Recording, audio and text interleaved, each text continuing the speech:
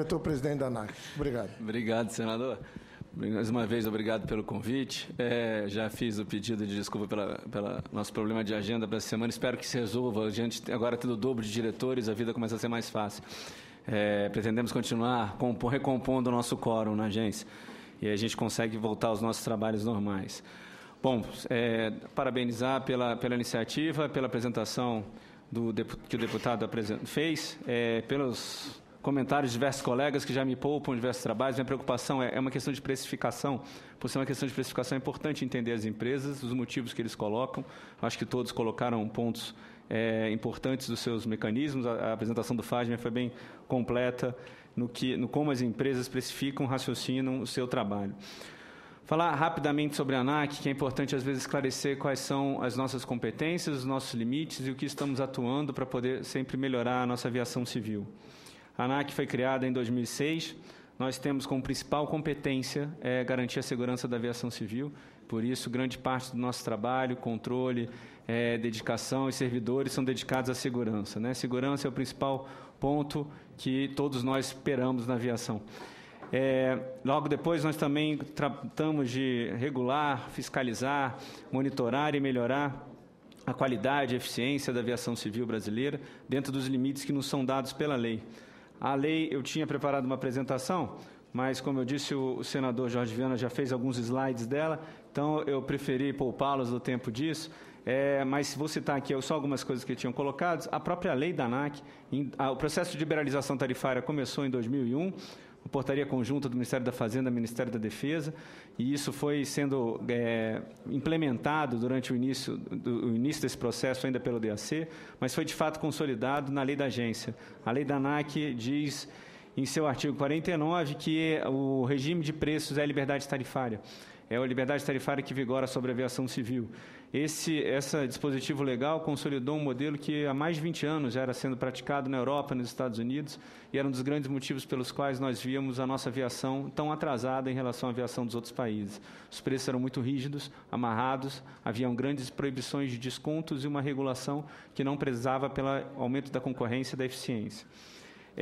No mesmo, a lei trata muito pouca coisa de regulação mesmo. O nosso grande marco regulatório continua sendo o CBA, né? Todos nós conhecemos as discussões do Código Brasileiro da Aeronáutica, de 86, mas a lei da ANAC, ela cria a agência e dá pequenos dispositivos. Um pequeno dispositivo é a liberdade de oferta, o segundo é a liberdade tarifária, o segundo é a liberdade de oferta.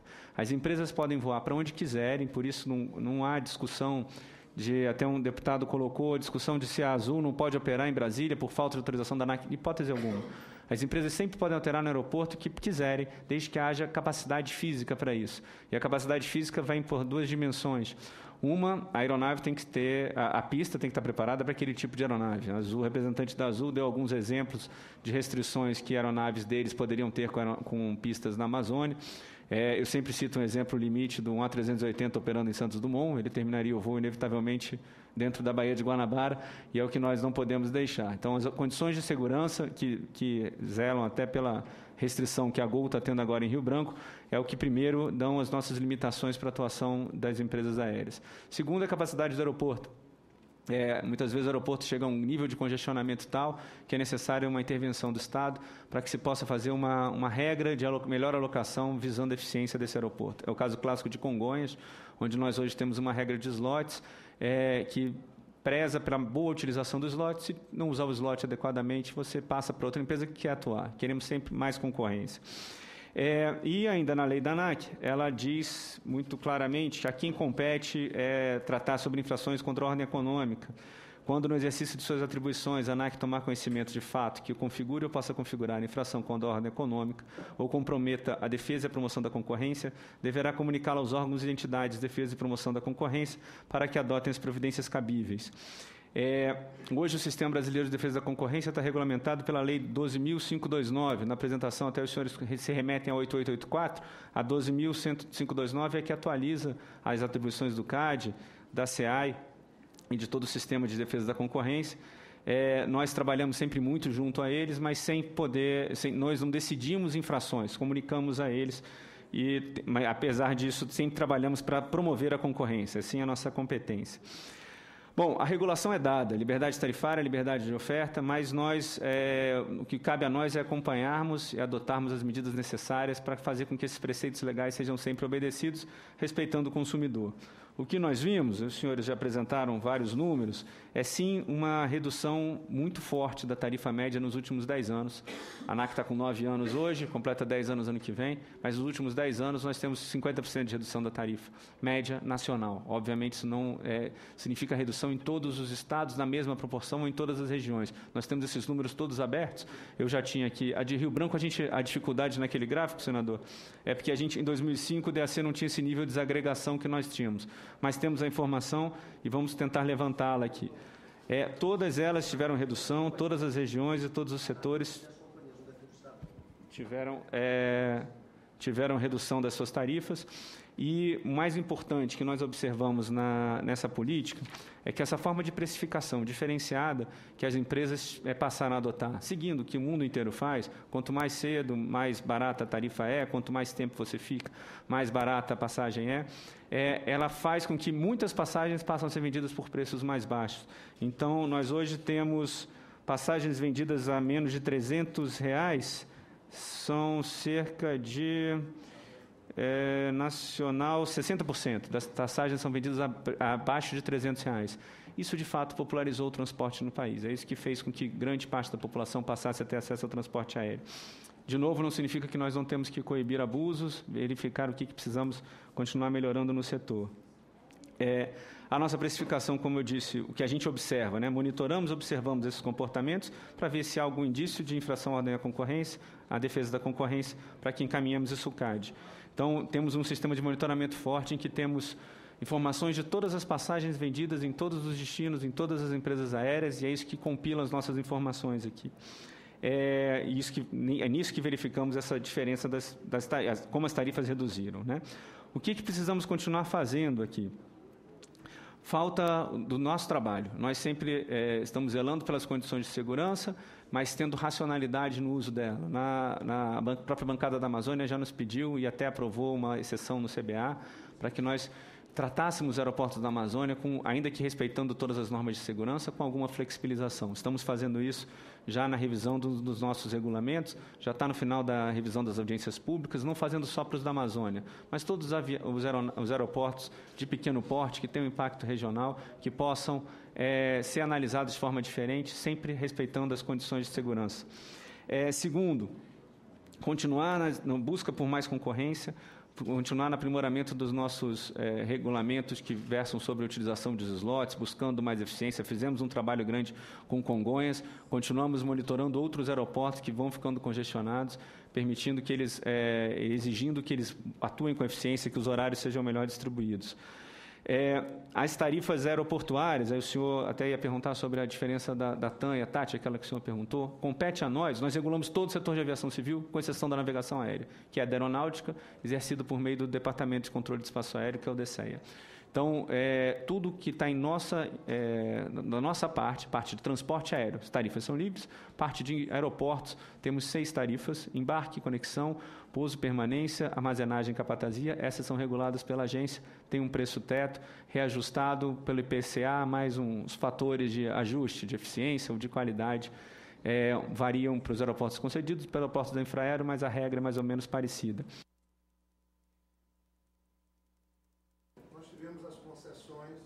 Aeroportos, e não dá para negar que o aeroporto de Brasília é muitas vezes melhor.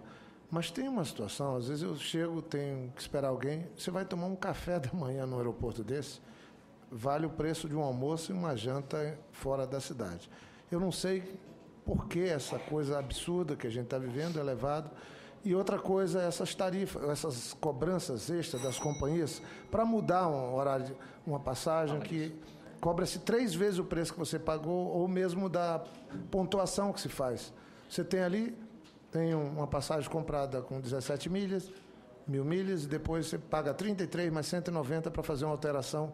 Quer dizer, o usuário, isso também tá na parte normativa da ANAC? Vou vou por parte. Vou fechar as tarifas aeroportuárias, falo das aeronáuticas e falo sobre os preços comerciais. Tarifas aeronáuticas aeroportuárias são reguladas pela agência, anualmente sofrem um reajuste. As tarifas aeronáuticas nós não regulamos. Torre e navegação são tarifas do DSEA que estavam represadas há muito tempo de reajuste e sofreram um reajuste que o colega falou. Foi o que o Basílio falou, de 70%. 72% sofreram um reajuste agora, mas tinha 3, 4 anos, 5 anos que não tinham sido reajustadas. Esse é um reajuste feito pelo Comando da Aeronáutica, que é o regulador disso aqui. Então, qualquer outro comentário eu prefiro deixar para eles, para não usurpar as competências deles como reguladores. Preços comerciais dos aeroportos, eles continuam sendo livres, os preços são totalmente livres, todos os preços cobrados para os usuários, tanto para as empresas que não são os preços regulados, como para nós passageiros são livres. O que sempre prezamos pela concorrência também nesses preços. Os aeroportos públicos da Infraero, o próprio governo já incentivou a fazer lanchonetes populares, menus populares nesses aeroportos. Nos aeroportos privados, a gente tem visto muita concorrência dentro do aeroporto. Então, eu ontem mesmo passei pelo aeroporto de Brasília e o próprio aeroporto de Congonhas, os dois, eu fiquei um tempo razoável, e a gente tem visto vários preços muito diferentes dentro do aeroporto. A regra é sempre para todo consumidor buscar preços mais adequados que a gente consegue. Mas tendência a preços mais caros, porque são ambientes em que está todo mundo buscando uma receita comercial maior. Sobre a remarcação que o senhor falou. Então, aí eu estava falando sobre o que falta. A gente continua brigando por uma flexibilização de algo que no mundo inteiro já está muito claro. Então, os passageiros entendem quais são seus direitos e pagam pelo que precisam. Então, o passageiro precisa viajar, ele sabe que ele vai viajar e não vai perder aquela passagem. Ele busca uma passagem mais barata, é o que todos os colegas já falaram. Sabe, por exemplo, eu vou tirar férias, tentando tirar férias no final de outubro. Minhas férias eu já cancelei umas 30 vezes. Eu tenho uma esposa muito paciente que consegue entender as remarcações. Mas eu nunca consigo comprar passagem mais barata porque eu sei que eu vou perder. Assim como quando eu vou fazer reserva de hotel, eu uso muito o Booking. Eu comprar aquele cancelamento, eu botar aquele cancelamento, eu preciso de um cancelamento grátis, porque a tarifa que eu não posso cancelar, eu já cansei de perder hotéis. Então, eu acabo pagando mais caro por isso mesmo, dependendo da minha necessidade. O que a gente tem prezado muito para que as empresas aéreas façam, e trabalhado junto da Secretaria Nacional de Consumidor, com o Sistema Nacional de Defesa do Consumidor, para que a gente tenha melhor informação na hora da compra. O consumidor é o principal agente que tem força na hora de fazer uma compra dessa. Ele precisa saber se a tarifa que ele está comprando, quais são os direitos dele, comparem os direitos. As empresas já têm melhorado a forma de demonstrar quais são os direitos e obrigações. Muitas vezes nas passagens, quando você vai clicar, ela oferece uma outra passagem que tem um direito melhor, uma possibilidade de reembolso maior, para que o consumidor faça essa escolha. O problema é que nós sempre queremos a tarifa menor com a maior quantidade de reembolso, com a maior possibilidade de não pagamento de multa. O que a gente pede é que os consumidores fiquem atentos a isso. E esse trabalho também é de livre definição das empresas aéreas. O que temos trabalhado, inclusive com eles, e pretendemos colocar isso em consulta pública nesse semestre, sobre o direito de arrependimento, que o senhor falou agora. A pessoa compra a passagem até quando ele pode devolver, quando ele pode vender, pode devolver sem custo. Então, é uma discussão que temos feito com as empresas, com os órgãos de consumidor, está na nossa agenda de trabalho até o final deste ano. Por fim, prezando por mais concorrência, a agência tem feito tudo o que está ao seu alcance para poder fazer.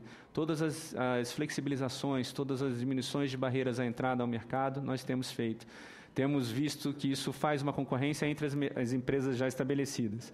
Mas tem coisas que ainda estão em discussão, inclusive no Congresso. Por exemplo, maior participação de capital estrangeiro, que permitiria maior capacidade de financiamento das empresas, criação de novas empresas, é algo que está sempre em debate, que sempre tem a capacidade de aumentar a concorrência. O Brasil tem um limite de capital estrangeiro dos mais rígidos do mundo inteiro.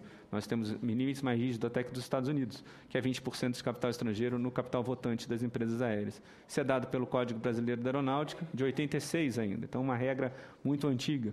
É uma regra que nós entendemos que tem capacidade de flexibilizar bastante o mercado e permitir uma maior concorrência. ICMS é algo que a gente tem informado para os estados. É um componente de custo muito alto no combustível das empresas e combustível é um componente de custo muito alto para as empresas. Flexibilização disso, redução das alíquotas, tem dado bons resultados. E até um ponto que eu vi na apresentação dos senhores, que me preocupou, que está como taxa de serviço, e até acaba se confundindo como se fosse uma tarifa de governo. A taxa de serviço que está ali cobrada, vocês estão pagando 10% de taxa de serviço para a agência de viagem na compra daqueles bilhetes. Então, daquele último bilhete de R$2.000, R$200 era a taxa de serviço de agência de viagem. Por isso que na hora de apresentar o preço, foi apresentado o preço sem essa cobrança. Mas eu acho cuidado, que teve uma discussão que alguém fez que botou como R$200 o total de tarifas. Isso só preocupa para a gente não contaminar. Tarifa de embarque no bilhete ali estava R$16, dá cerca de 23 por passagem. Então, a tarifa é bem menor. Bom, senador, tem vários comentários que foram feitos pelos demais senadores, mas acho que eu tentei pegar todos aqui dentro. Preços diferentes, regras de contrato, discussões de aviação regional e o plano de desenvolvimento da aviação regional, eu prefiro que deixe com o ministro, que isso é tudo tocado pela SAC. Nós ajudamos o ministro no que precisar, mas eu provavelmente estarei com ele aqui também dia 22, e aí o que mais tiver, eu estou à disposição para poder complementar com as informações.